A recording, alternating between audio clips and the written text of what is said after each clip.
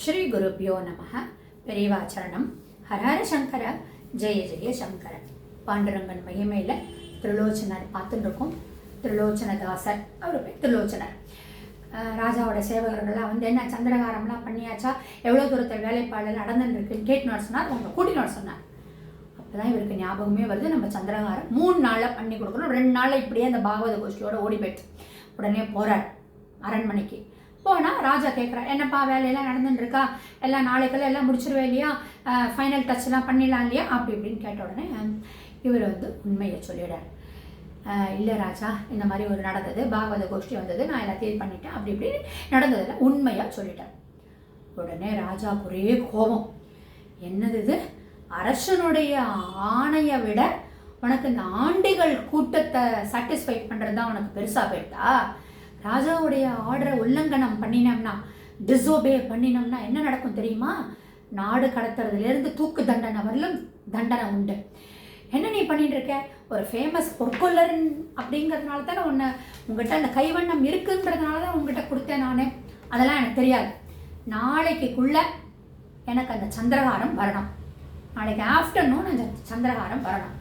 இல்லைன்னா உனக்கு என்ன சிவியர் பனிஷ்மெண்ட், ராஜாவுடைய ஆணையை உல்லங்கனம் பண்ணினதுக்கு என்ன பனிஷ்மெண்ட்டோ அது தரப்படும் அப்படின்னு இவர் ராஜா ஆர்டர் பண்ணிட்டார். போயிட்டு வா. திருலோச்சனர் முடிக்கிறார். ஒரு நாளில் சத்தியமாக பண்ணவே முடியாது. 2 நாளில், அடுத்த நாள் ஆஃப்டர்நூனுக்குள்ளே கொடுக்கணும்னு சொல்லிட்டார். சத்தியமாக முடியவே முடியாது. ஸோ என்ன ஆகும்? கண்டிப்பாக நம்மளுக்கு தண்டனை கிடைக்க போகுது.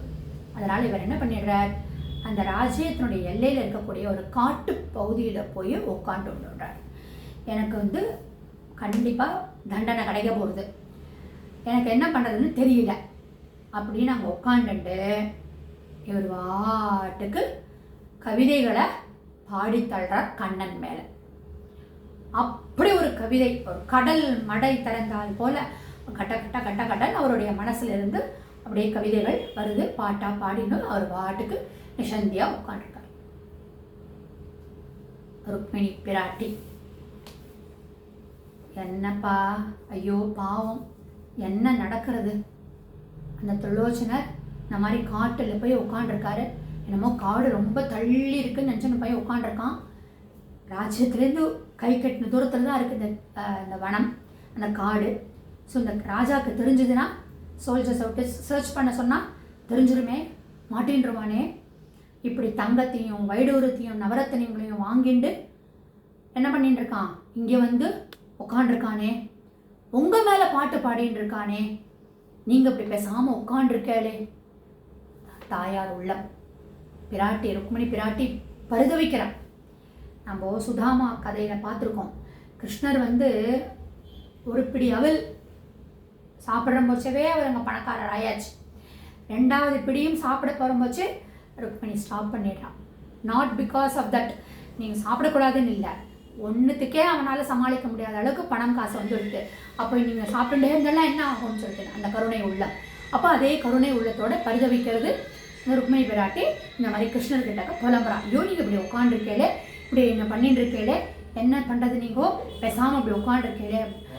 கிருஷ்ணர் ஒன்று, ஆமாம் ஆமாம் பாவம், அவன் வேறு என் மேலே எப்படி பாட்டு பாடின்னு இருக்கான், நானும் போய் அவனோட சேர்ந்து பாடட்டமா, நன்னா ஆச்சு, என்ன பரிகாசம் பண்ணிட்டு இருக்கேள், இந்த மாதிரி உங்கள் மேலே நீங்களே சரணம் அப்படின்னு சொல்லிட்டு நம்ம பாட்டு பாடின்னு இருக்கான். ரொம்ப அழகு, நீங்கள் வந்து நான் சொல்லி தான் நீங்கள் இதுவரையில் எல்லா வேலைகளும் பண்ணிட்டு இருக்கேளா? ஜனாபாய்க்கு போய் இந்த கோதுமை மாவு எந்திரத்தில் போய் மாவரைச்சி கொடுத்தேளே, அது என்ன போய் கேட்டு பண்ணினேளா? நாமதேவர் வீட்டுக்கு மழை கொட்டுறது, அந்த கொட்டுற மழையில் மண்ணு வீடு கட்டி கொடுத்தேளே, எதுக்காக? அந்த பக்திக்காக தானே. ஜனாபாய்க்கு போனேன், நாமதேவருக்கு போய் கைங்கரியம் பண்ணினேன். ஏகநாதருக்கு, நம்ம எல்லா கதையும் பார்த்துருக்கோம், ஏகநாதருக்கு ஒரு வேலையாளாக போய் அப்படி அவருக்கு காலை பிடிச்சி விடுறதுலே நான் அவ்வளோ சர்வீஸ் பண்ணியிருக்கேன். நீங்கள் என்ன கேட்டுட்டா பண்ணினேளே, இதெல்லாம் பண்ணியிருக்கேளே. சோ, இந்த மாதிரி இவன் தவிக்கிறானே. கோரக்கும்பர் அந்த குழந்தைய மிதிச்சுடுறார். சுற்றி தன்னுடைய ஓன் குழந்தை தெரியல, அந்த களிமண் மண்ணில் அப்படியே காலை வச்சுட்டு கிருஷ்ணா மேலே பாட்டு பாடின்னு அப்படியே தன் குழந்தைன்னு கூட தெரியாமல் மிதிச்சுடுறார்.